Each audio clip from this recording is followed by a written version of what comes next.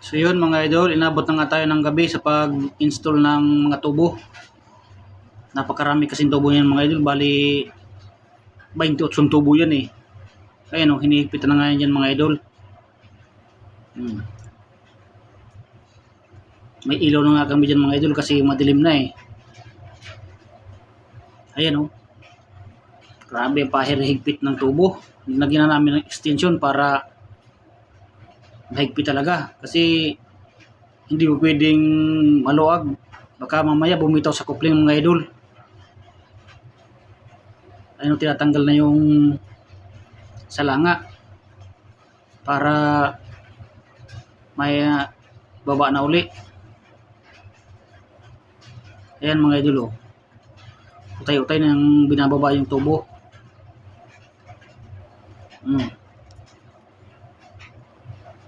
Ayan o. Medyo mabigat na kasi mga idol kaya dahan-dahan lang. Ayan o. Sa akin nga dyan nalalay ko naman yung kable para hindi tumama doon sa gilid nung kanto nung rig. Ayan mga idol oh. Mahirap kasi pag magasgasan yung kable. Ayan, tinalian nga yan ng sintro para hindi mawala yung kable doon sa tubo. Yun mga idol. Siya nga pala mga idol, shout out sa mga followers ko. Lahat ng nanonood ng aking video, maraming salamat sa inyo mga idol. Paki-comment naman mga idol kung saan nakakarating na ang aking video para naman malaman ko kung saan nakakarating ang video ko. Yun lang mga idol. Yan o. Utay-utay ng binababa.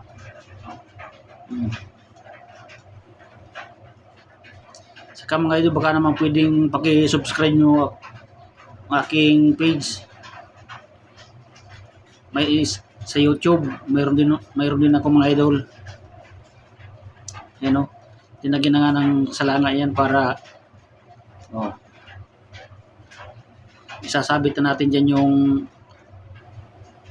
isang tubo na lang yan mga idol, tapos yung isa na yan ang last na, yung may na yan. Ayan o. Inaangat na ngayon mga idol. So yan lang mga idol, maraming salamat sa inyo lahat sa panonood ng aking video. Ayan o. Yun lang mga idol, maraming salamat sa inyong panonood.